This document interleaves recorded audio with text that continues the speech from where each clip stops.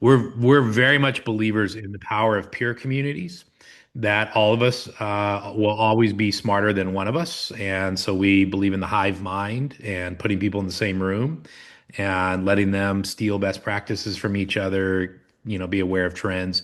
So that's really what we do at Semi-Private Practice is we build monthly communities. The core of that, if you don't know where else to start with us and all this stuff is intriguing, we'd invite you to join our monthly Coffee with Ken. Sounds narcissistic, but that was just the name we came up with way back in the day. Monthly, hour-long dialogue, group practice owners. We just kind of shoot the shit and solve each other's problems, share resources, etc. Here's where my predictions are going to come from that you hear today, right? In addition to building this practice alongside other people that does about 125,000 sessions a year, I also get to coach and see inside about 100 practices a year firsthand, and then we impact another 4 to 500 through these peer groups. I've got a lot of Wall Street experience prior to this doing industry analysis. So, what is going on with an industry? What's going on with trends? What's happening, good and bad, economic type stuff. All that to say, I'm going to tell you right now, our industry is not special. It is following the playbook, right? It is following the rapid expansion that we saw in other industries. Look how many vape shops there were, 5 years ago and how few there are now. We're following the same pattern that so many industries that get hot, overexpand, then struggle to find enough clients.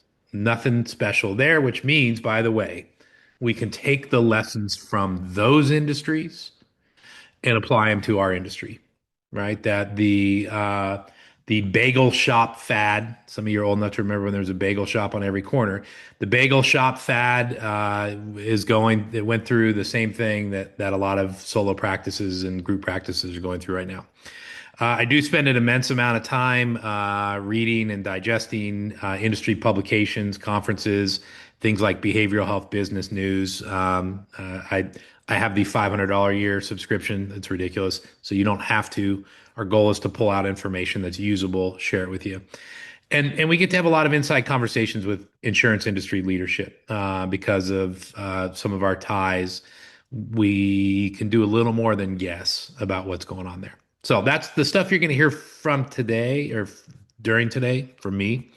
This is where it's coming from. These aren't just probably uninformed hunches. There's a lot of backstory to these.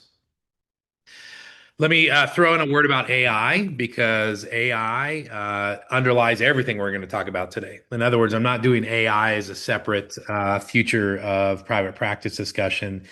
There is no future of private practice without AI touching every aspect of it. I don't believe, at least in the short term, who knows in the long term, none of us saw COVID coming in 2017, right? But in the short term, I don't see AI replacing what we do directly. I think the clinician freak out about AI therapy and all that is overblown. But I do believe it will continue to chip away here and there on how some people even use therapy, the number of sessions. My own sons use AI to organize their thoughts so that they go to therapy less, even though they rely on the therapist for the deep dive, right? So you're seeing some chipping away, but not replacing. I do believe that in the short term, the next 3 to 5 years, the primary impact of AI on everything else you're going to hear today will be on diagnostic accuracy, which I'm a fan of. Yay, if you're my oncologist, right? Like, I hope you read the x-rays on your own. And I also am not opposed to AI telling you that there might be something you missed. I don't want that in reverse, but I think AI will be used to help us be diagnostically accurate. We're already seeing it on the notes side with things like, the stuff built into therapy notes, simple practice blueprint. We are absolutely seeing it on the audit side with the insurance companies and folks like Wade, who does compliance both for our practice and other practices, are already using things like Bastion GPT, which you'll hear from the founder of that later in this conference. But we're using that to do basic notes audits and try and catch stuff before the insurance companies do. And of course, administrative workflows, right? I think we're all still figuring out how and where to use AI. besides just designing our next brochure, but administrative workflows will be positively impacted by AI. So feel free to bring it up again throughout the day, but I just want to throw that out there that it's not a separate discussion today. So let me talk about some emerging micro trends. These are things we're not necessarily going to deep dive unless one of you bring them up, and then we'll talk about the big 10 trends that I see impacting the industry. So, emerging micro trends, all things that you should be aware of, some things you can take advantage of, some things you need to be cautious about. Number one, we are seeing the explosion of AIOGEO, right? Answer engine optimization, generative engine optimization. Like, how does ChatGPT recommend practices? If you are not thinking about how to get Chat and Claude and Perplexity or Gemini or whatever to recommend your practice, you need to think about it. Jessica Oliver will be presenting later in this conference, formerly Jessica Tapana. Some of you know her from her SEO days. She owns Aspire Counseling in Missouri, but she also owned a really great SEO practice in our industry. And now she's focused on the GEO side. So she'll be talking about that. Number two, offshore labor. I think we're going to see more and more use of what we call nearshoring, so Latin America and offshoring, particularly the Philippines, to bring down our admin cost per session. I know a lot of us were cautious about this a few years ago, HIPAA, all that kind of stuff, but the tightening profit margins in our industry are forcing this discussion. You'll also be hearing from Will Compton. And if any of you want an introduction to Will, we would love to make that introduction. But admin cost per session, which is a KPI that we are obsessed with at Semi Private Practice. Really, one of the best ways to bring that down is to use some offshore labor for some portion of scheduling, billing, whatever. I'm not recommending the Philippines over anything else, but we are bringing on somebody in the Philippines right now for our practice. It's $16,000 a year for a full-time person who is embedded in our practice and just happens to live in the Philippines. That is going to help us be a healthier, more sustainable practice. I do think you're going to see a consolidation of EHR, like our record system, and other SaaS platforms.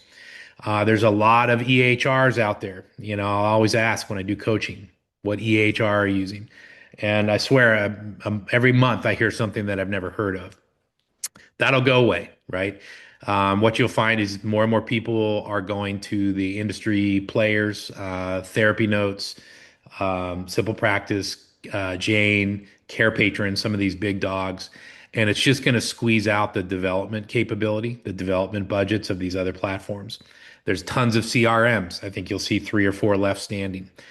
There's something there to think about if you are using a fringe platform. Maybe you want to think about sooner than later making the leap to others.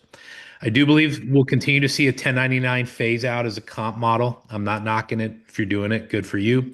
But I think generally the industry is going towards W-2. There's a lot of exposure there for folks. More and more employees, I think, are demanding it, or clinicians. And I also think, and Julie Harris, who will be talking later today about comp models, or yeah, later today, from Green Oak Accounting, a lot of you know Julie. Our industry pays a lot of the revenue that comes in compared to any other industry. Engineers, lawyers, chiropractors, you take your pick. They keep about 40% of what they generate. Our industry is pushing 60% or more.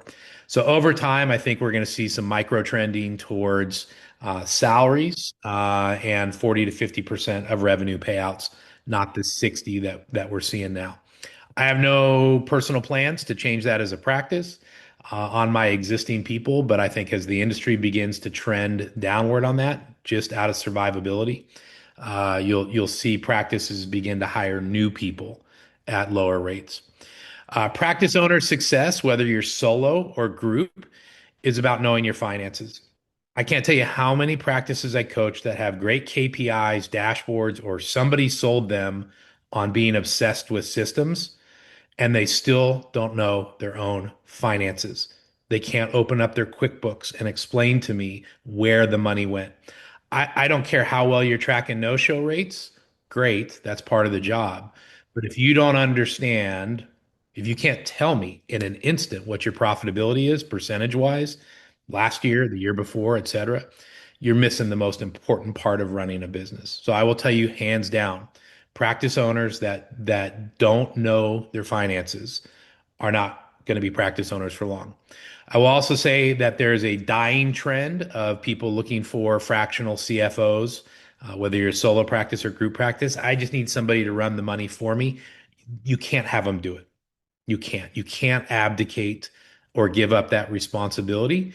You are one of dozens, hundreds of practices they look at and manage. They will never care about your family not getting a paycheck more than you do. You cannot abdicate knowing your own finances. Maybe you can delegate once you understand. You can't abdicate. A couple other micro trends. I really think part of the decline in inbound phone calls that we're seeing across the industry for therapy is because therapists are becoming clinically boring, right? Like any of us that did therapy 25 years ago, you would look at somebody and say, like, hey, I think you've got some issues with your mom, your dad. And they'd be like, what? Never thought about this stuff, 10 years ago, we were telling people who weren't in combat, hey, I think you've got PTSD. And they were like, what? It's old hat now, right? Like there's people who are not clinicians everywhere blogging about complex PTSD and polyvagal theory and whatever, right? Part of what's happening in the industry is I can only sit there so long and help you analyze your past. The industry has to move towards forward-looking tools that allow people to experiment with change in their life in real time. We're seeing this that therapists that act a little more like coaches without saying that they're coaches. But why don't you go try this and report back? That kind of stuff is going to be who is full. I do think we're going to see clinicians leaving the industry at an accelerated rate. None of you on this call, I'm sure, but my cynical view is that a third of the clinicians in this industry are effing amazing. And a third of the clinicians in this industry are adequate, and a third of the clinicians in this industry should not be messing around inside other people's heads. Maybe you don't think the number is as high as I do, but we all know people where we're like, oh my gosh, their boundaries are so bad.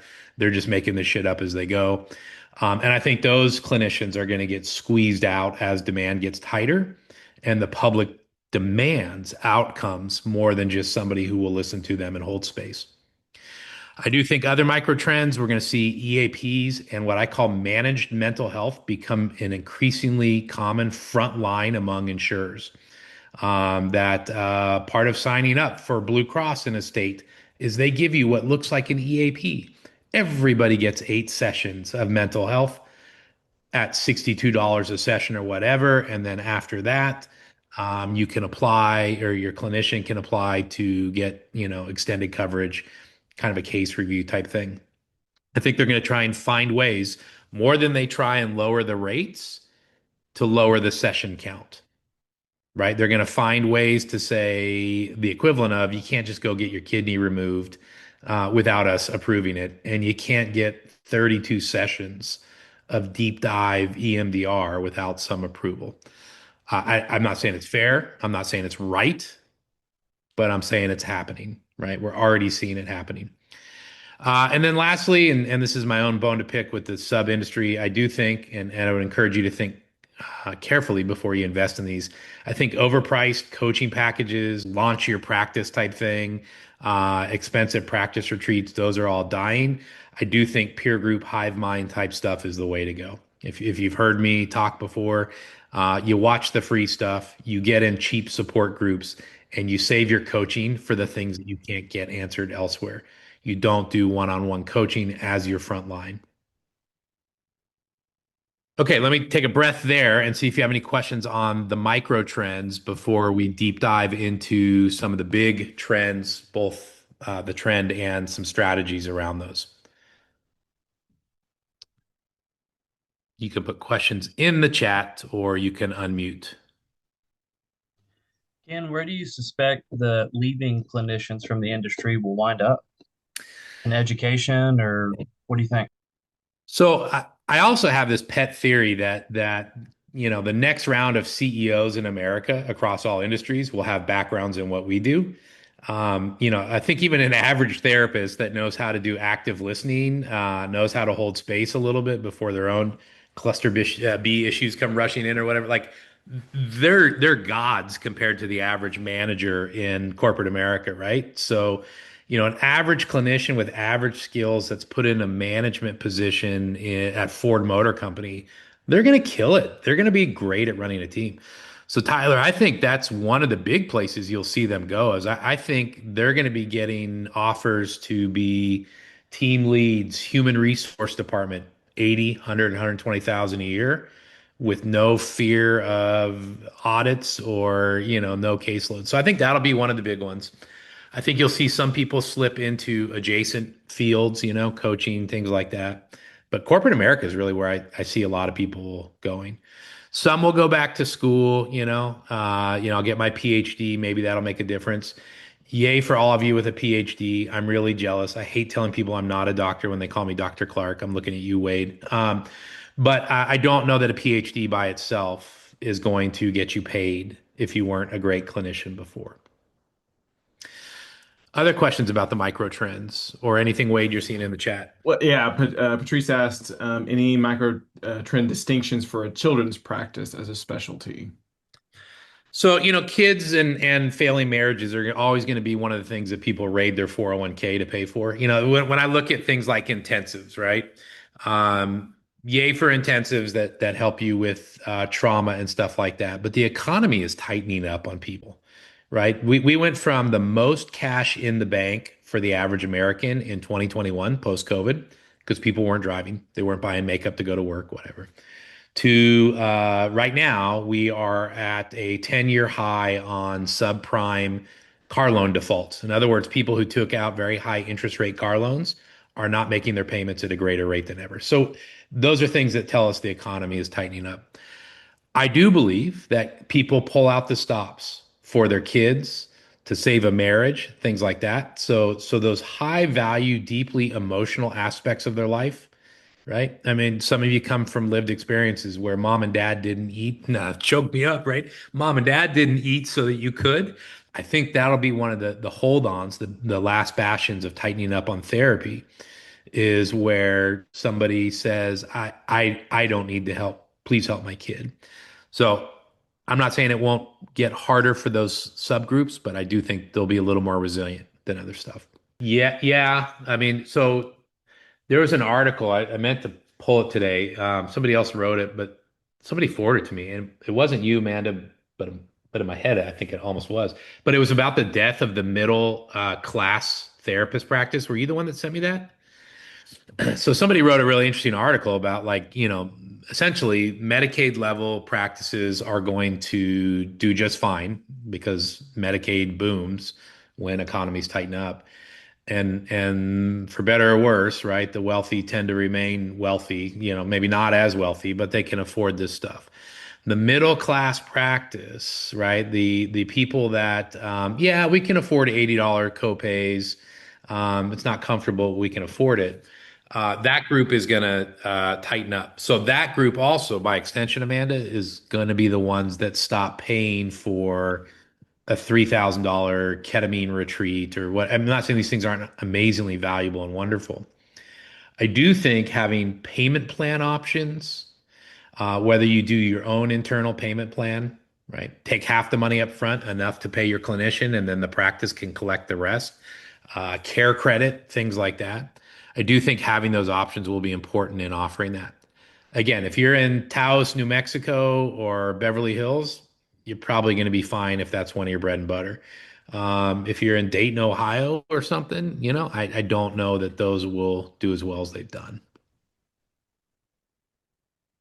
Another question in the chat regarding your education question, which is around, if getting a stable practice, if getting an advanced degree, PhD would help you get a higher rate. My answer on that one was it largely depends upon the domain in which your degree would be. So my degree doesn't necessarily get a larger compensation from a contractor rate because it's in MFT, but a psychology degree typically does and can raise those contracted rates.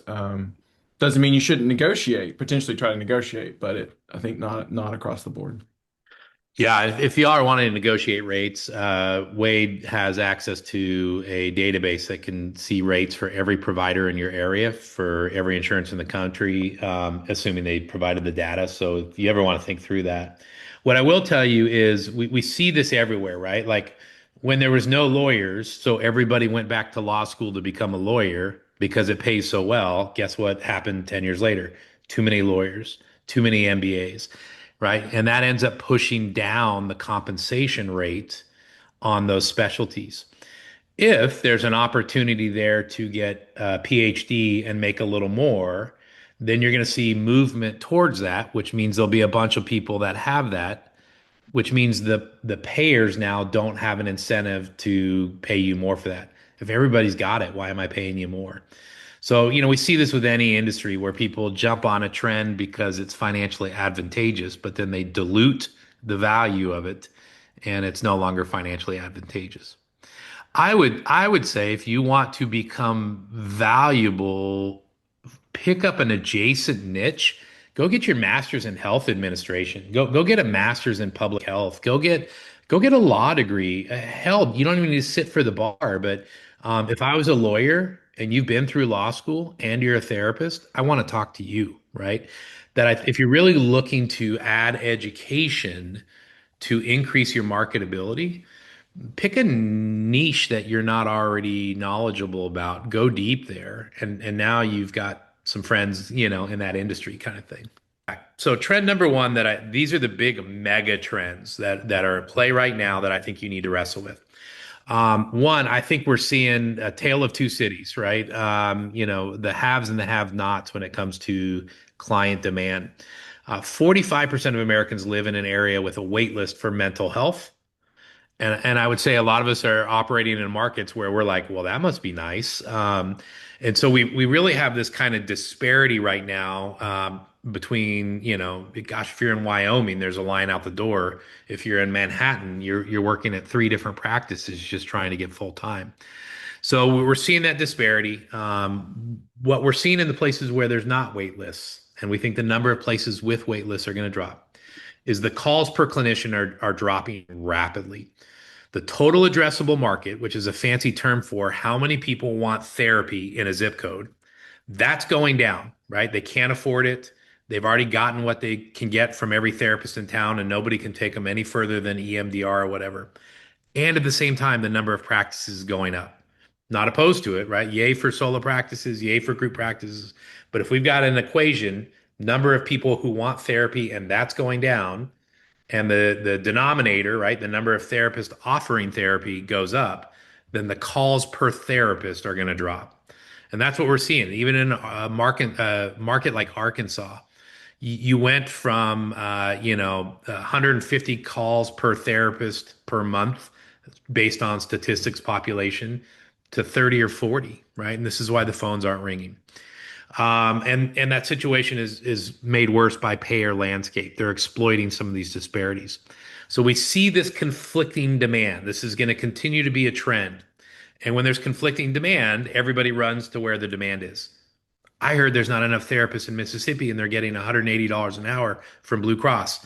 Now with SIPAC, now with the counseling compact, everybody's going to run over there to get licensed in Mississippi. Guess what? Mississippi Blue Cross is not going to need to pay $180 anymore because there's a glut of providers. So you'll see this be impacted by payers.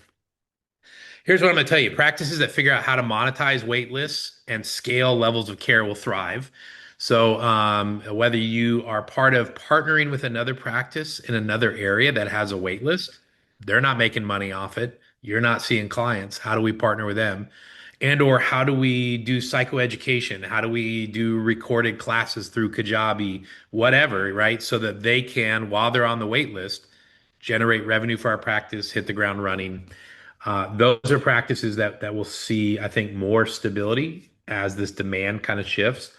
I also think practices that offer differing levels of care, IOP, intensives, like that there's different levels of care that you can come in once every 6 months and we're okay with it. We just put you on a rotation like we're a dental office. Those levels of care will help practices survive. The days of seeing your practice as 1 hour a week clients and they stay for 26 weeks and that's your business model, it's gone. Pursuing referral sources over end user advertising will be crucial. So, especially in these areas where the phone is not ringing enough, the answer is not to pour more money into a losing equation, right? There's already too many people on the internet trying to rank higher when everybody's trying to rank higher. It's not nearly worth the time that going out and meeting a doctor and becoming best friends with their nurse and that nurse sending you 3 clients a week because she trusts they're going to get cared for. That's going to be the best use of your time. That's going to be the lowest cost per acquisition on new clients. So your marketing, especially if you're in a market that's beginning to suffer as far as demand, needs to be focused on referral sources, winning over doctors' offices, school counselors, whatever, hairstylists, not how do I have the public see me more on Facebook. Two good tools there. If you've never read Blue Ocean Strategy, I think every business owner should read Blue Ocean Strategy, right? Or even if you're a clinician marketing yourself at somebody else's practice, it's a great read. And then if you're trying to market a practice, we do have a Marketing for Therapists monthly group that meets where you can come brainstorm and be part of that. I think Wade will put it in the chat here at some point. Questions on the conflicting demand piece. I'll stop and ask questions after each one of these since there's a lot of info.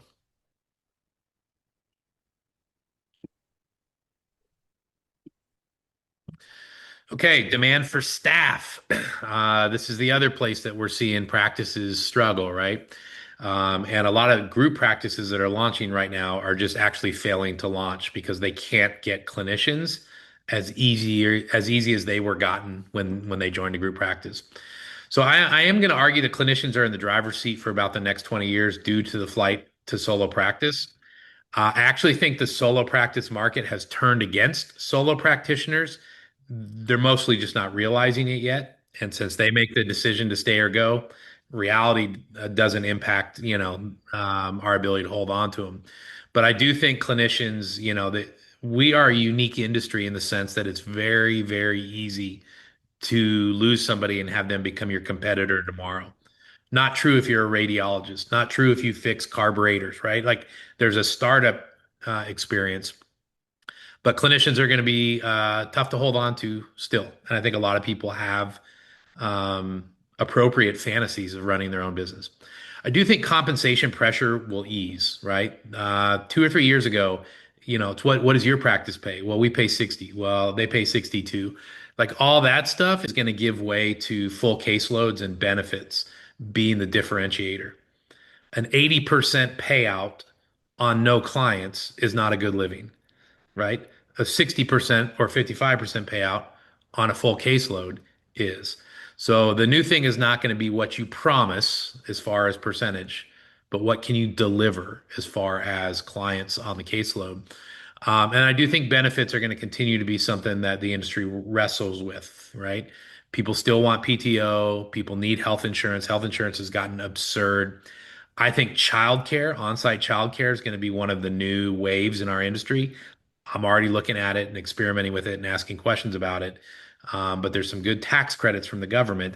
Gosh, if you can lower somebody's childcare costs by half, if their kids right down the hall and they can hug them in between sessions, I think that's an attractive place to work and a tough place to leave. And I think recruiting retention will be the number one defining factor of successful practices from a strategy point of view, right? That good clinicians attract clients by word of mouth. So how do you hold on to good clinicians? It's not going to be by giving them a raise, by the way. Sadly, a lot of clinicians at practices don't understand there's no raises to give. Like literally, we're feeling downward pressure from the insurance companies. As much as we'd love to hold on to people, that would be an easy solution for us. There's no raises to give, so you're going to have to figure out how to retain them other ways.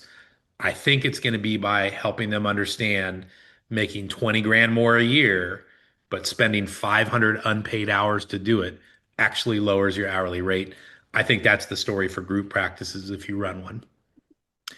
Okay, so some strategy on that. You need to focus on hiring the right people. Don't get desperate and just try and fill a slot.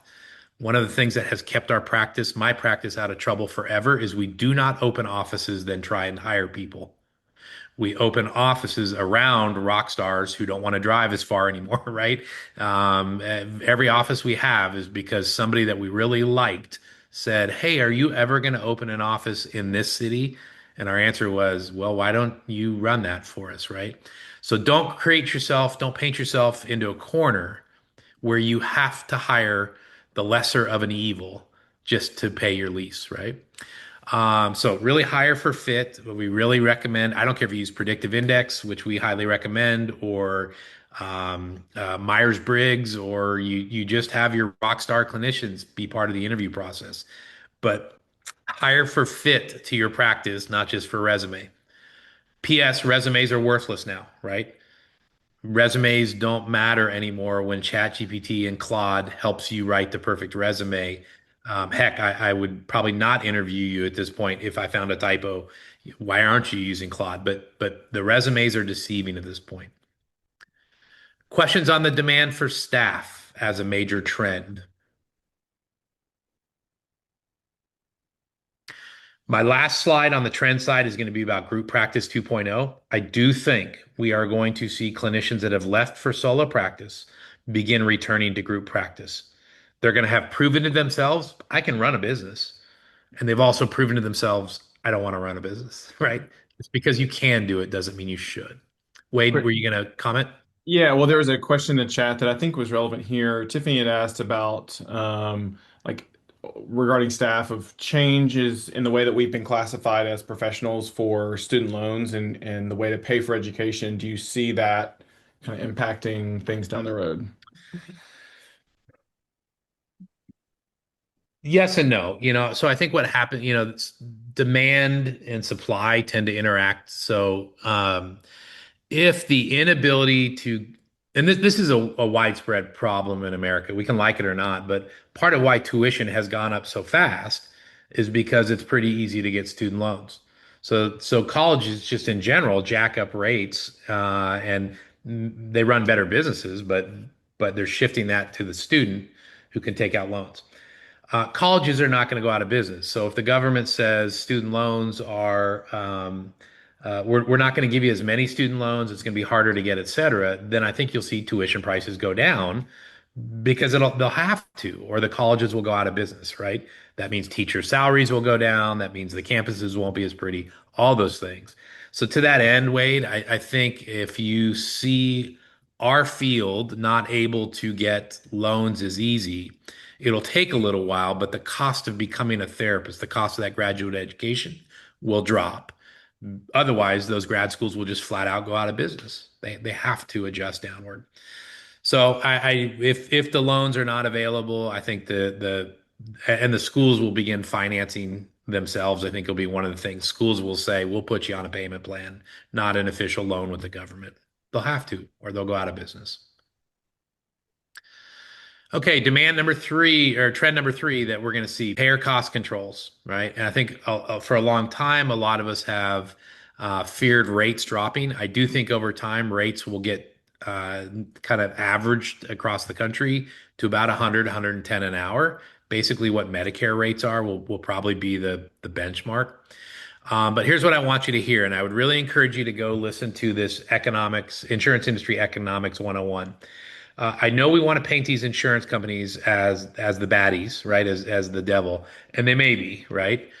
But I will tell you that the current pricing model for premiums does not have mental health built into it, right? All insurance operates under the idea that we all put a bunch of money in the pool and only a few of us need it, right? And the money we put into the pool is based on how many people need it.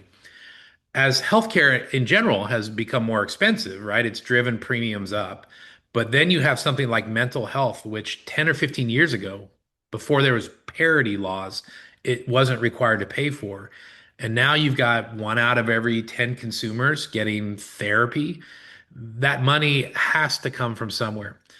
Um, Before you think I'm sympathetic to insurance companies or a shill for them or whatever, the majority of health insurance companies are on the verge of losing money or have lost money in the last year to 2 years, right? Now, maybe they should not pay their executives as much, whatever. but there is a problem brewing in the insurance industry, and mental health is part of that cost. So, all that to say, they're going to try and find ways to clamp down on the outflow for mental health. They're going to try and find ways to limit your amount of teletherapy, right? Why would they want more clinicians to be able to offer more therapy to more people? I think it should be the case. They're going to find a way to say you got to have a physical location or you need to use certain software. Value-based care is happening. For 10 years, we said it's coming, it's happening. COVID delayed it. But I think you're going to see session limits as one of the real baseline things across the country because you can't go get a lot of other medical procedures without a pre-auth. So they're going to start saying, right, that's fine if you want to get a checkup every year mental health wise, or two or four. But before you start deep diving and spending five, $10,000 on insurance through insurance, you need a pre-auth. That's there with most other procedures, right? A lot of stuff. You have to at least get a referral from a primary care physician or a pre-auth before they'll spend 10, 20, 30 grand. Not saying it's fair, but I'm saying it's coming. I do believe, and we're already seeing this. Wade can attest to this. I can attest to this. We both have kind of purviews on this that inform this. But artificial intelligence is already being used to audit every note. We had a 50,000 page note request about a year ago. By the way, 30 days to do it. Our postage on that was $1,500, by the way, to send in 50,000 pages by the deadline. I guarantee you some poor schlep at the insurance company is not sitting there reading those line by line. Those are being fed into a high-speed scanner that scans 500 pages a minute. These exist. They're using AI to look for things like session times not lining up, individual sessions using the word couple, couple, couple, things like that. Every note is going to be audited by AI. And we're already beginning to hear solo practices get 18-month note requests and things like that. So you're going to see a lot of this. Some of you might have seen it was in the therapist subreddits. It was floating around that practice in Arizona that got a $500,000 recoupment based on 130 notes. If these 130 notes are off, then all your notes are off at the same percentage. We want 500,000 back. Please cut us a check within 30 days. And by the way, there's nothing they can do about it. I guarantee you they'll kick and scream and all that stuff. They're not going to avoid taking that money back. Okay, so what are you going to do in the midst of this? You've got to begin standardizing notes content. The biggest exposure for most practices, even solo clinicians, is that there's not a standardized approach to their notes. Group practices are sitting there going, I hope people are doing this stuff right. And solo practices, a lot of you are not doing your notes until you get a subpoena. And then you're going, oh shit. And you're doing 2 years of notes, right? And by the way, they look cut and paste, etc. You need standardized note contents, formats, rubrics. Solo practitioners on this, you need to realize you are no longer invisible to audit. It is a matter of time before they ask you for all of your notes, for all of your clients, for one payer for 18 months. You need to have those done in real time now, right? You need to begin prep for collecting client feedback and outcome measures. Wade can probably speak to this more, but I think you're going to see insurance companies ask for outcome measures just like they ask for lab results before they authorize certain procedures. I'm not saying it's fair. I'm not saying it's not oppressive on us, but we shouldn't be surprised that they're asking for some data to justify outcomes, right? They do it with every other medical specialty. My biggest thing here, though, is you got to build a notes rubric. You've got to have a standardized approach by which you tell clinicians or you as a solo practitioner complete these notes. You can't just rely on what's pre-populated in the different EHRs. And then you need to be doing quality assurance, auditing of those. Not even all of them, but some of them. If that's overwhelming, talk to Wade, right? Come to one of his sessions. We're using Bastion GPT, which we love to do big time, like wide swath kind of gut checks on our notes. How much of the notes are copied from session to session? Do the session times, start and end with no break, etc. Questions on payer cost controls?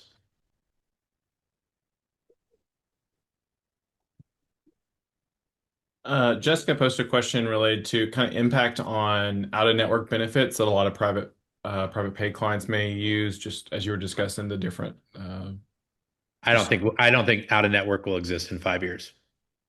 I think if you are getting good rates on an out of network super bill type approach, I think it's going to go away. I don't want it to, but that my cynical view is that the No Surprises Act, one of the big things, by the way, the insurance companies weren't overly opposed to the No Surprises Act, right? That part of what this is going to do is force insurance companies or force providers to go in network. The more transparency that is there, um, between providers, the more somebody's going to look at Wade and say, "Why would I pay out of pocket for you? Every other practice in town, is doing insurance, and I can see what you know." So I think it's one of these things that there'll always be some market for niche private pay type stuff. Private pay in general, I think will still have a future, but out of network billing as a way of justifying private pay, I think less and less people are going to be able to sustain that. I think the requirements are going to become more and more difficult.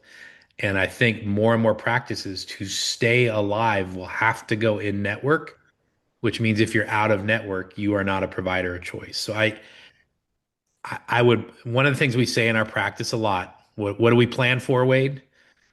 the death of your current model. Plan for the death of your current model. It may be working right now. It may have been killer a few years ago. It will die in 5 years, right? Anybody still have Nokia phones, by the way? Remember how cool those were? Right? Plan for the death of your current model. The real famous stories, if you're a business nerd, right? Like, Kodak film basically went out of business because management wouldn't hear an employee who said, everything's going digital. This is before there was any digital cameras. Kodak went out of business because they did not plan for the death of their current model. So I think that's probably coming. I would prep for a different world if you are an out of network biller. Not tomorrow, maybe, but it's hard to imagine 5 to 10 years out. That's going to be a sustainable model. Other questions around payer cost controls?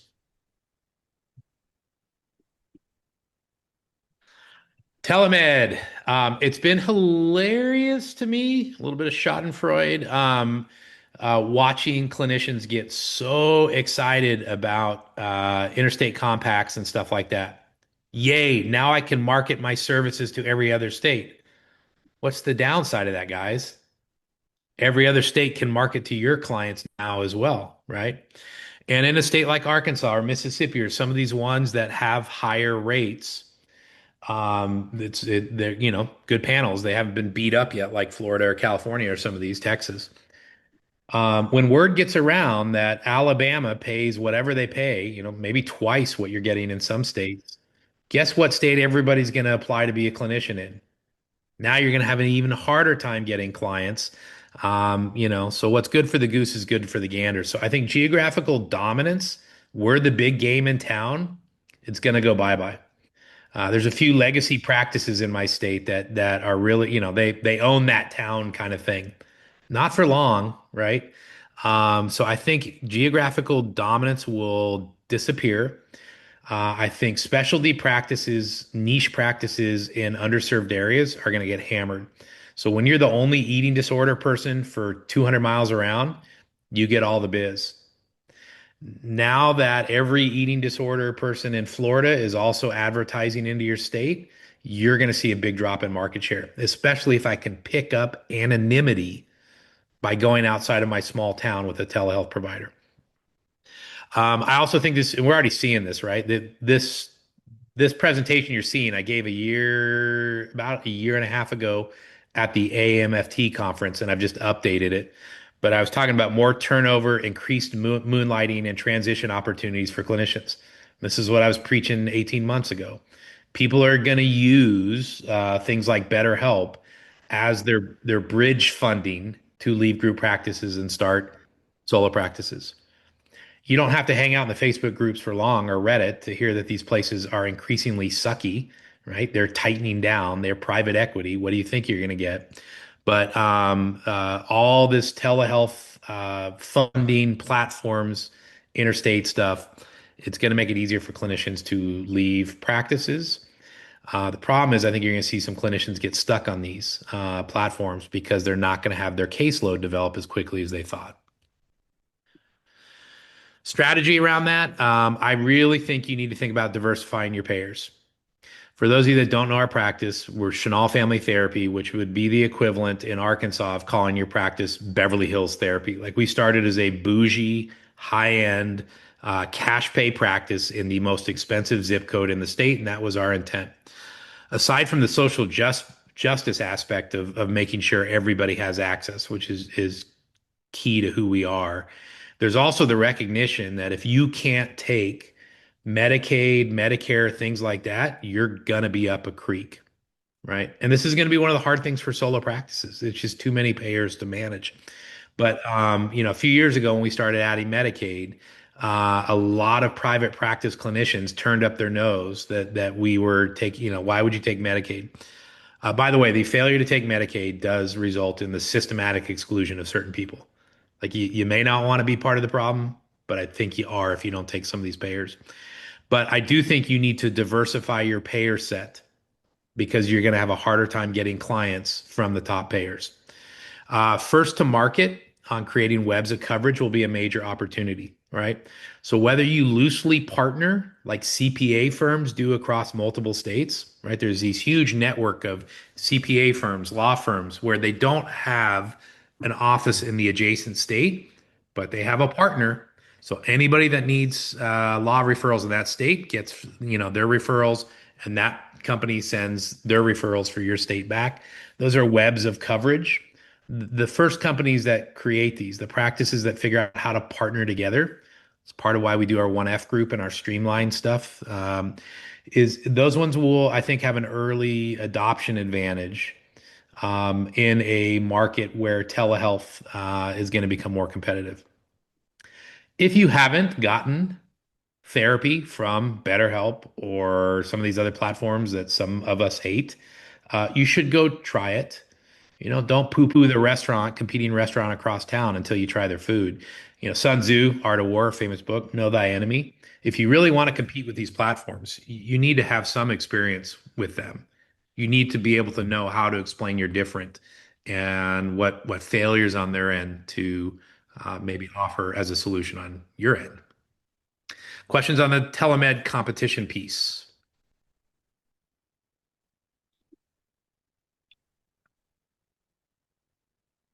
Trend number five, we're going to see a declining role of private equity and venture capital. So private equity is where a bunch of people pool their money and they go buy businesses and they make those businesses run better. Venture capital is a bunch of people who pool their money and they help start businesses. So something like Alma or Headway or some of these, they were venture capital funded. So somebody rounded up a bunch of money and said, we're going to start this company. And they will eventually try and sell to private equity, right? Somebody who says we can buy them and we can make more money than they were making. By the way, the number one way they're going to do that is cut clinician pay. Every single time you see one of these platforms get bought, you will see clinician pay or benefits or something get cut because it is the largest single expense. We went through a very uninformed period where people were snapping up practices at ridiculous amounts, right? I mean, there's practices selling at 10 to 20 times what they brought in, which is insane. That doesn't happen anywhere else in corporate America. What a lot of these firms, private equity, venture capital didn't get is that a good clinician who just got bought by, or the practice got bought by private equity says, screw this, I'm out of here. I'm going to go start my own practice. So you have companies, I won't mention any names, but you have these companies that bought up practices in every state, and then all the clinicians just quit, and now they're losing money. They're closing, offices. There's platforms that franchised that are imploding. So I think you'll see the lack of private equity and venture capital in our space. That means the multiples, which is kind of one of the ways we figure out what a practice sells for, will shrink. And you will literally see practices that begin getting absorbed for free. I'm not going to mention any names because I think one of them's on this call, but there are practices, and I've got three in the hopper right now where they just come to you and say, I want out. I want my name off the lease. I've got four clinicians. I don't want to do this anymore. Do you just want to take it over? You will literally see practices being absorbed for free. So be cautious before you drop a lot of money buying somebody else's practice, right? You're buying their problems. That could be a problem for you. If you are a clinician watching this, you're thinking about joining a group practice, it's very okay to ask about the practice finances. By the way, they're not nearly as sexy as you think they are, and it also doesn't mean that it's a bad thing. The average group practice that I'm running across is somewhere between 5 and 15% profitability. 5% profitability is not a practice that's in trouble. It just shows you how tight this industry is. But you should be asking things like, have you ever missed a payroll? That's a very okay question to ask. By the way, if you're a group practice owner, that's one of the check marks you never want to have go against you, right? That you've missed a payroll. You need to prepare alternative exit plans to selling. If your whole plan was to sell your practice and get off the island, especially if you're a 3, 5, 10 person practice, it's not going to happen anymore. That you're not going to get more than 1 year's profitability for your practice, and not that if you are the main driver of that profitability. Like if you're the half of the revenue, nobody's going to want to buy a practice that you're leaving from. I do think there is an opportunity to build better local competing models and partner with other struggling groups and niches within our space, right? On the exit side, if you are a practice owner who wants out at some point, there's a great book called Built to Sell by John Warrillow. Just how do I build a practice that's sellable from the get-go? He also does The Automatic Customer. It's a spectacular book on creating recurring revenue. I will tell you what we tell our folks is if you can get your practice to the point where it's sellable, it's also probably a practice you don't want to sell, right? The most sellable practice is one that makes good profits and the owner doesn't have to be involved in it.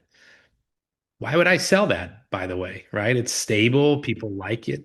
So it's a win-win if you can get your practice there, but it's going to be a lot harder because these private equity venture capital buyers are going to disappear. That means your only buyer is going to be other practice owners who don't have deep pockets or things like the local inpatient hospital that maybe wants an outpatient arm. If you ever want to go down that road, shoot me an email. I'm operating in that space now, helping practices sell. Questions on the PE venture capital stuff, private equity venture capital. We've got about 26 minutes left in this, by the way. We should finish on time. This is the only one of these I think that is 90 minutes. For those of you that thought this was an hour, most of them are an hour. Number 6, this is one of the big opportunities. It's also one of the big threats. This is the one I get super nerdy about. We talk about this all the time. I've got folks in my 1F groups and Streamline groups experimenting with this. So it's the rise of retail co-location, the idea of having therapy embedded in other businesses, both retail places, Walgreens, things like that, as well as stuff like the local car factory having a therapist on site. Um, Here's one of the crazy macro trends about this. The big five, right? By big five, we mean the big five employers: Walmart, Amazon, Apple, Google, and then you have some different companies that vie for kind of that fifth spot. You combine all of those companies, they have more workers than a lot of states have population. When Apple or Amazon decides, you know what, we're going to start doing mental health in-house, they're going to be as much competition as Headway or some of these other things are, right? And that's what happens with these things, right? By the way, it won't be long before your Apple Watch has all kinds of mental health features built in that also chip away at the demand for weekly therapy. So the question is, how do we begin partnering with these huge entities and some local smaller entities that want mental health in-house? And just like the private equity venture capital folks haven't learned yet, but will learn, it's not as easy as just hiring a social worker and saying we do therapy now, right? So I think there's a lot of opportunities there for us to partner, all that kind of stuff. I will tell you that the biggest threat in our industry, the one that if anybody can figure out how to co-locate with, they will be a billionaire. And if we can't figure out how to co-locate with, they're going to be a big threat. The biggest one is Amazon. When you go on because you are highly motivated by your depression or your marriage or whatever to go find a book to help you. And right next to that book, when you pull it up and start reading about it, it says you can talk to an Amazon Prime therapist right now. First session's free, $59 after that. You bet people are going to do that. Amazon is depending on the rankings any given week, it is anywhere from the second to the fourth largest search engine on the face of the planet. Google is number one. YouTube, which is owned by Google, is number two. Amazon is number three, typically, right? So we're going to see a lot of stuff there. The whole thing, I think the opportunities for us to embed with folks. Now, Amazon's probably not going to come looking for my practice. But the local OB-GYN clinic that has 3 locations and they deal with tons of postpartum and they're tired of sending people out for referrals that never are able to get scheduled. If you can go to them and say, hey, I would love to co-locate with you. I'll pay you fair market rent or you pay me for the services we provide. There will be massive opportunities there. They're not going to do it probably with a lot of solo practices because there's not a lot of redundancy. That clinician goes down, they get sick, they have an appendix removed, all of a sudden services grind to a halt. That will really be an opportunity, I think, for group practices that have solid operations.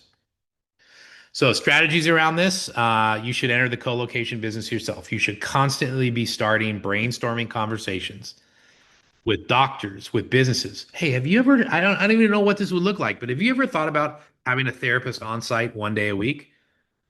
Yeah, we were just talking about in our meeting, right? The EAP sucks. We would love to have somebody here. You got to start these conversations, random collisions. You need to get serious about your quality benefits for staff, right? As you do co-location, one of the threats will be that the co-locator just goes to Wade and says, hey, you're awesome. What are they paying you? We'll just pay you that to come work here, right? Your ability to offer benefits that they don't offer or industry specific benefits will be one of the ways that you keep from getting people poached.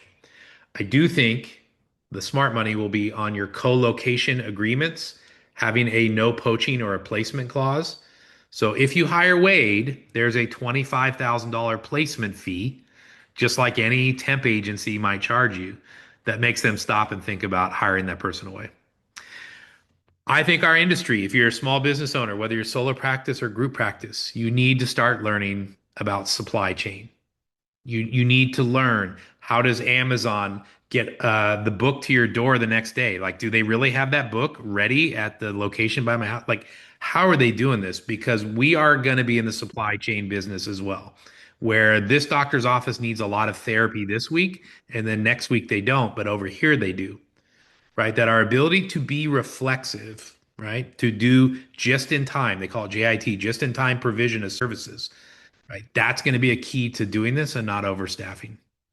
Really good book, and by the way, really good podcaster, Scott Galloway. It's called The Four. It looks at 4 of the big 5 and the impact they're making on the industry. Highly recommend that read or that audible. Questions on co-location? Chantel earlier asked about the database that we have access to where we can see provider rates and stuff. This stuff is gold, by the way, for co-location. When you realize the radiologist down the street, and there's one of these in Little Rock, Arkansas, is getting $550 an hour for a 90837 for an hour of therapy, and they don't have any therapists there, but it's written into their insurance contract, you bet we approach them and say, hey, you're getting $550 an hour. How about we charge you half that, which is more than we get for our clinician? The clinician makes more, we make more. I'm sure there's a value. You just discovered a lump in your X-ray. There's a value to that. So using that insurance data will help you figure out. There's people that have contracts, but they don't have therapists. You can provide that way. You can co-brand with them. Okay, this is the one that I hope is a little bit of a immediate reality check. A lot of these are bigger macro trends, but we are going to begin seeing the rise in regulatory action against clinician licenses and lawsuits in general. Wade can probably speak to this a lot more. For those of you that don't know Wade, he is our compliance guru. He does fractional compliance stuff. He's a CARF inspector. He's the main one that responds to board complaints or helps coach people through board complaints at our practice.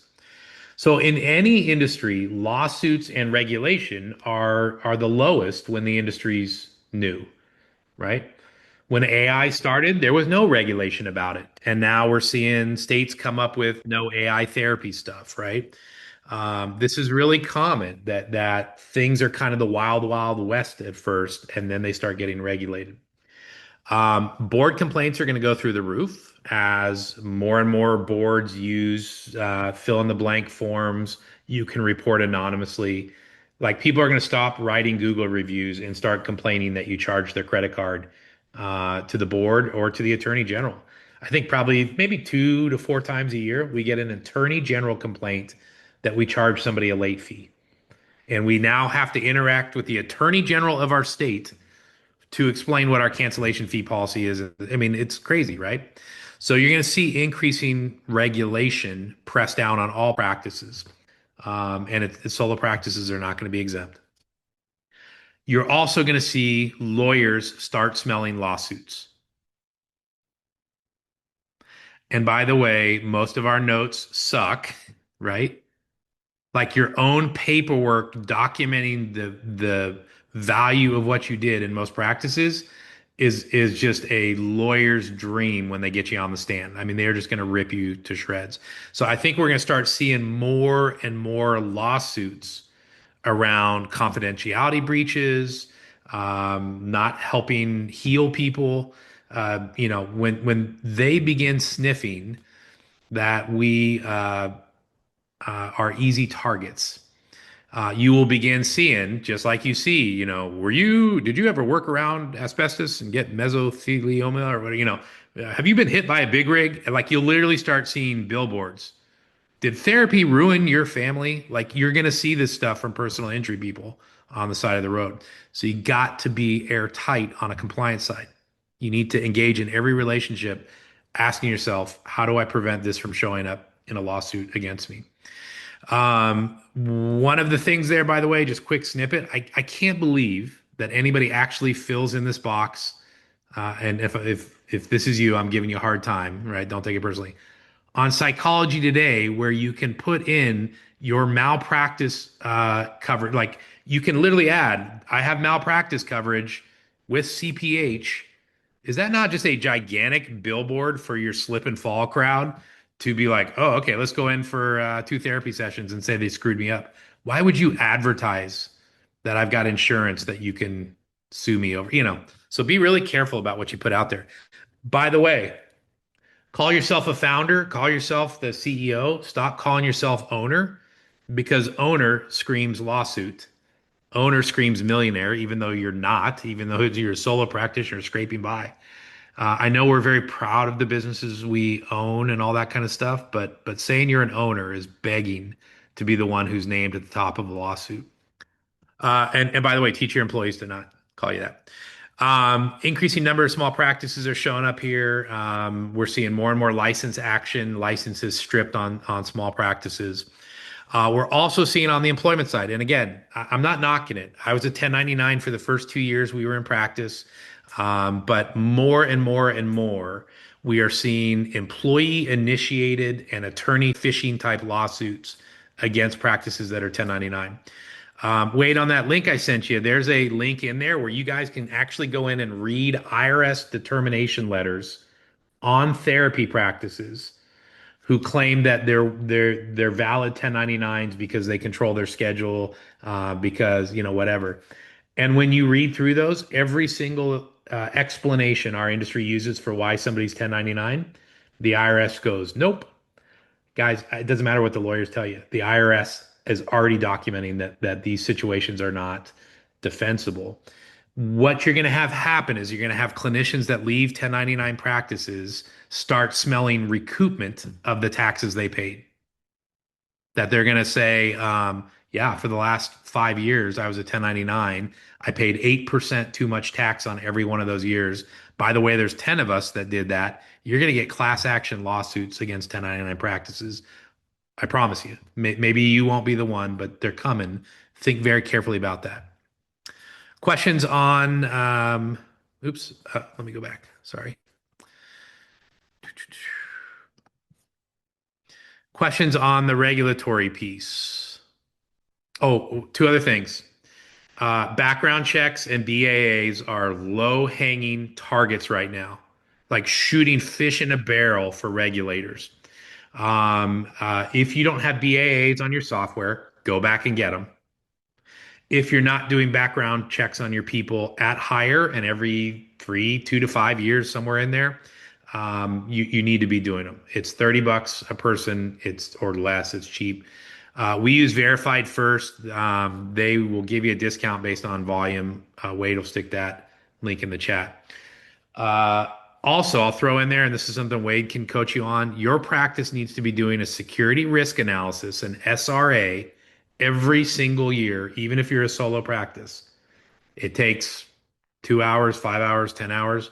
But one of the first things that they'll look for if the feds come in under a HIPAA complaint, they will look for your BAAs, they will look for HIPAA training, and they will ask to see your security risk analysis from the last few years. Every practice has to have one of these. I don't care what size you are. Questions on that, especially for Wade. This is really his area of expertise.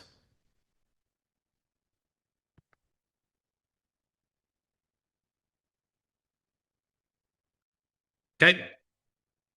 Other trends. Let me just move this here for a sec.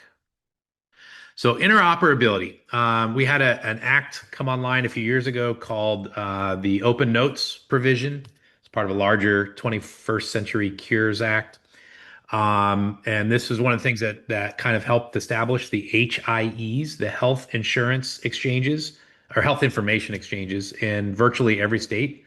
So these are and by the way, these are great things on some level.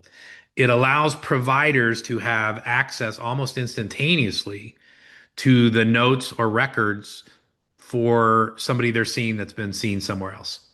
On some level, this is great. So Wade comes out of inpatient. He actually has not. But Wade comes out of inpatient. He shows up in my office. I have no idea why he's in inpatient. These health information exchanges allow me as a provider to log on and see the treatment notes from the inpatient place so we don't give him medication that makes the problem worse, so that we know what we're dealing with. This is the interoperability piece, right? That's at the heart of it. It makes sense that we would love to be able to see the notes of somebody that just shows up in our office. We would give better care. There's all kinds of privacy concerns around that. One of the things it does, though, right, is it opens up the record and the data, I think, to insurance companies and regulators as well as other practices second guessing your notes and stuff like that. Like when they go in and see every one of your notes is duplicated from the last 2 years, you got a problem. You're gonna have clinicians throwing other clinicians under the bus. Maybe they should. So this data transparency and sharing, it's ramping up. The law went into effect almost 5 years ago, but got put on hold enforcement wise because of COVID. You need to be prepared for your information to be seen by other parties.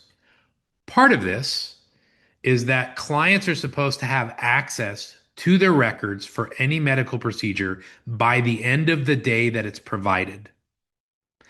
I don't know that that's realistic when we have to write psychotherapy progress notes, but you're not going to get away with not posting them for 4 weeks or whatever. That also means that clients are going to be able to second guess, file complaints, push back, whatever, in real time based on your notes. It also means, I think, that insurance companies at some point will just have instant access to your notes as you do them. And they will literally be auditing stuff in real time, basically a desk review, if you know what that is. The upside, by the way, there is some silver lining to predict here. I do think it means that the EHRs, which have not historically had APIs, if you know what that is, right? They open up their back end where you can pull out the information much easier, import it into a CRM or to Practice Vital. You're going to see the slow addition of APIs here that'll make our data more manageable and usable. This is going to lead to a lot of clinician strain and liability, et cetera. It'll also take some of the pressure off us, the label that we're an agency, that you're an agency, because you have to do your notes within 48 hours. Like it'll just become the public's expectation. Practice owners, compliance departments will no longer be the villain. Um, like we said from earlier, you've got to have some standardized notes, protocol in place, rubrics. You need to be doing quality assurance. You need to know what the clients are looking at if they're going to look at it instantaneously. I would also encourage you to think very carefully about EHRs again.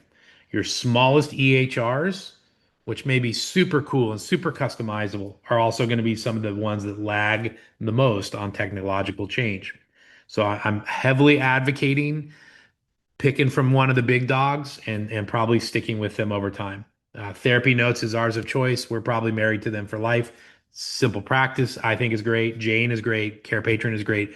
Like these platforms that have 50, 100,000, 200,000 users, they're going to be the last ones standing. They're also going to be the first to adapt because they have the budgets to do it. You've got to be doing training on HIPAA, documentation, clients' rights, et cetera, because there's going to be more and more pushback that I don't have access to my records.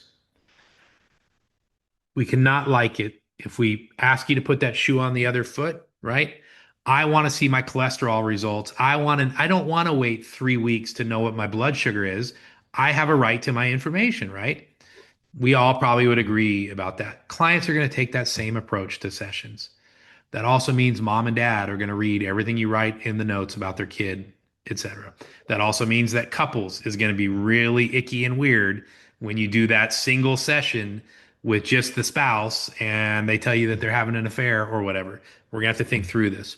HIPAA training is also one of the low-hanging fruits. If you are not doing annual HIPAA training, you need to be doing it. We've got an option for that. There's plenty out there, but you got to be doing that HIPAA training. Low-hanging fruit. Trend number 9, more recessions. A lot of you have grown up, a lot of you without gray hair have grown up in what has been the greatest single economy since right after World War II, right? That really since 2008, the economy's just gone nuts. And by the way, really since 2001 and 2008 was just a hiccup. We thought COVID was going to destroy us all, but because of incentives, less spending, Americans had more money than ever post-COVID. Historically, though, recessions occur every 8 to 10 years for the history of the United States and most economies. We're overdue, right? Not only are we overdue, the big economics outfit that I really lean on and like because they have about a 99.5% accuracy rate on calling economic cycles. Their big joke is sell your business to somebody you hate in 2028. Because 2030, they are predicting a depression that rivals what we saw in 1930. It has to do with a lot of things like kind of just, debt coming due on a national level, all this kind of stuff. I'm not saying you should or shouldn't sell your practice or whatever, but you need to be building cash reserves because the support is not going to be there like it was there during COVID. Cash pay practices will be hit the hardest. They're also going to be hit the hardest by people leaving and starting their own practice. When all I got to learn how to do is run a credit card, that's a whole different thing than learning how to do data collection for Medicaid. As evidence of this, right? This is from Very Well Minds. It's just kind of one of the many feeds that I read. But 70% of patients have canceled appointments in the last year due to cost. In other words, I can't afford it this week, right? So we're seeing that more and more. We're seeing money tighten up. We're seeing mass layoffs in industries that were very well to do, right? Amazon just laid off another 25,000. You're going to see more and more of this, and it's going to impact people's choice on therapy. When the person next to me just got laid off and my kid wants to start therapy, I may be pushed back on the need for it or at least the session frequency. Highly recommend you add alternative payment methods. Make sure you're doing care credit, things like that. Please don't put on Psychology Today that you do Venmo or Zelle or whatever. Also, advertising. Please, please, please scam me. So don't, even if you take those things, don't put it on there. You need to be taking flexible spending accounts, HSAs, all that. You really need to work through strengthening your collections and billing workflow. Almost every time we go into a practice and do consulting, we find that there's just a ton of money being left on the table. There's balances that are being forgotten about. It happens at our practice, and we are excellent at it, even more so at smaller practices with just one biller, et cetera. And then as much as you can, I'm going to encourage you to decrease prepayments to clinicians. It's one thing to put them on a salary. It's another thing to pay them in advance on a session before you ever collect the money, before they ever do the note. It's a neat thing our industry does. It's not sustainable. Most of the practices that we know that are doing that really more than the rest of us ride the cash flow roller coaster, and it's terrifying. When economies tighten up, when something like Change Healthcare happens, it can put practices out of business. One of our competitors in our area that was doing some prepayment stuff ceased to exist in its form because of Change Healthcare. They started missing payroll. Any questions on the recession stuff? Oh, let me throw in there again. I'll just harp on it. You've got to become an expert on your own profit and loss. You can't figure out that you're losing money by your bank account being in the negative, and that's how you begin investigating. You have to know well in advance. We are using up our runway at this current rate. I'm going to run out of a cash cushion in 3 months, whatever. Also, highly recommending that you get and forget a line of credit. Line of credit, right? You can talk more about this on things like Coffee with Ken and Facebook groups. That is for emergencies. That's not for office improvements. You get that thing and you forget about it and you save it for the time you're not going to make payroll. Okay, last one, group practice 2.0. This should end us right on time. Group practice 1.0. People left shitty agencies and came and worked for our group practices, and they thought it was the greatest thing ever. And for the first time in their life, they weren't living in a constant state of fear, and their brain actually imagined, maybe I can do this for myself, right? So there was this kind of hopscotch from agencies to group practice to solo practice. That's what a lot of us have battled. Now, by the way, people are just leaving agencies, jumping straight over group practice or staying at group practice shorter amounts of time, going into solo practice because there's enough people out there to prove that you don't need to be scared of this. What you're going to begin seeing is a circling back of people into group practice that have gone out on their own. And you're going to see people again wanting to leave agencies and et cetera. The ones leaving the agencies, by the way, are the least entrepreneurial ones. They're the ones that held on the longest working at a crappy place because they're just super loyal and awesome. So I think solo practices are going to get hard hit by a lot of the trends we talked about today. It doesn't mean you shouldn't be in solo practice. If that's your gig, go for it. Make sure you have extra cash in the bank. Make sure you get some good admin help. But I think you're going to get a lot of people that figure out that their most effective, optimized earnings are going to be in a group practice where you save me 200, 300, 400 hours of unpaid work. And if I really want to, I could see more clients or I could go teach or I could finally write my book. And I'd probably make the same as if I was working for myself. Strategies on this. If you don't have, my big one is if you don't have a what I would call a we want you back strategy. In other words, if you're not reaching out to the clinicians that you love that don't work here anymore, you're missing the boat. There's some of them that wonder if you hate them. You're sitting there wondering if they hate you. Like, it's Zoolander, like, you're my hero. No, you're my hero. If anybody gets the reference, right? And we just need to offer them a chance to be partners with us again. You need to be talking about effective hourly rates and how much people make for their time in group practice versus unpaid in solo practice. A big thing, you need to be offering development paths to challenge them. One of the biggest things we hear when we hear about other people's surveys of their employees is there's no development path. How do I become a leader? Well, we're not an agency. We don't have too much middle management, right? You got to start figuring out ways that you can give people a chance and start telling them in advance if it's true. Like, I see a future here for you. Just hang on, right? But they've got to have paths to grow themselves. Top-notch admin is going to be a non-negotiable, right? A lot of solo clinicians can go do billing headaches by themselves. They don't need your team doing it, right? And taking some of the money. So you've got to have admin dialed in. I'm also telling you, you got to be prepared for more frustration. If people want to be in solo practice and can't, people want pay raises and you can't give it to them, they're stuck a lot of times. And that means they're going to be bitter at you. And you just need to understand that's part of the job right now as a CEO, as practice leadership, is you're not going to be working with people that are thrilled to be there sometimes. They're really good clinicians, but they're stuck. The economy, the environment, right? It's not the right time. Okay, so I'm gonna try and pull it in for landing there. I will stay on and do Q&A for anybody that needs it. A couple of resources. There's that QR code again. That'll take you to our master spreadsheet of resources we recommend. I'm going to beg you, both as a favor to me and as a favor to yourself, go follow us on YouTube, semiprivatepractice.com. Wade'll pop that in the chat. We're putting out a lot of good content on there that's not upsell type content, pay more to learn more. If you're not part of our Compliance for Therapists group on Facebook, go find us. And then by the end of this on Semi-Private Practice, we'll have the code POW as a discount code. So coaching, some of the groups, not all of them, will get you 20% off. So we'll open it up to Q&A. If you need to bow out, please do.